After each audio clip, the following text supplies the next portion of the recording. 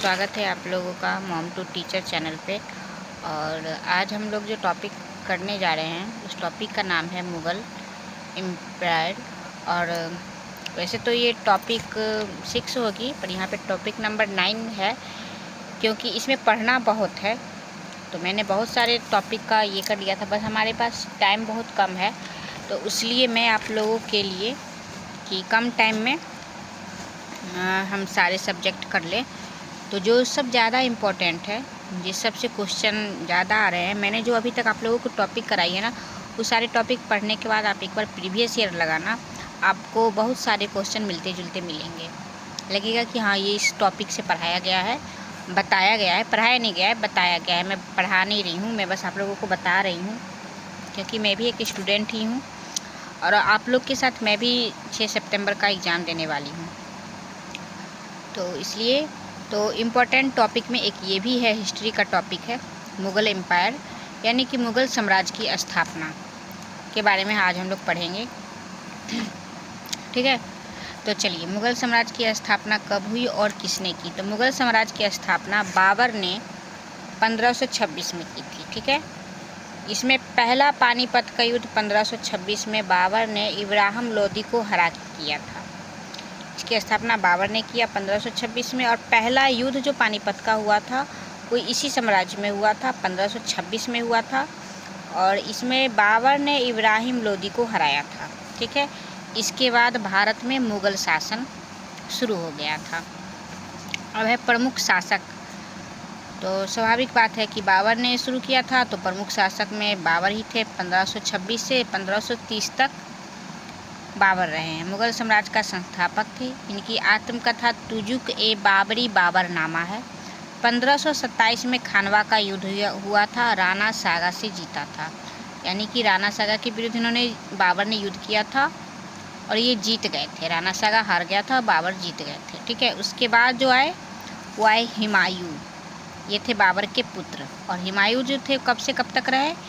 तो 1530 से 1540 तक, फिर 1555 से 1556 तक हुमायूं रहे। हुमायूं कौन थे? तो बाबर के पुत्र थे, शेरशाह सूरी से हार गए थे, बाद में पुनः दिल्ली का शासन प्राप्त किया था। ठीक है, अब तीसरा है अकबर। ये कब से कब तक रहे? तो हुमायूं के बाद अकबर रहे, 1556 से 605 तक रहे। सबसे प्रसिद्ध मुग़ल शासक हुए। संरक्षक बैरम खान ने किया। इनके शासनकाल में दूसरा पानीपत युद्ध हुआ।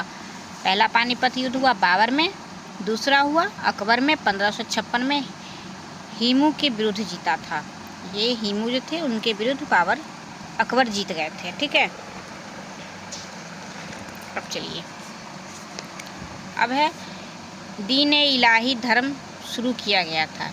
ठीक है, इसी टाइम में मनसबदारी व्यवस्था लागू की गई, धार्मिक सहिष्णुता की नीति अपनाई गई। अब है जहांगीर, जो 605 से 627 तक रहे। ये थे अकबर का पुत्र, न्याय प्रिय शासक माना जाता है इनको। नूरजहाँ उसकी पत्नी थी, यानी कि जहांगीर की पत्नी नूरजहाँ थी।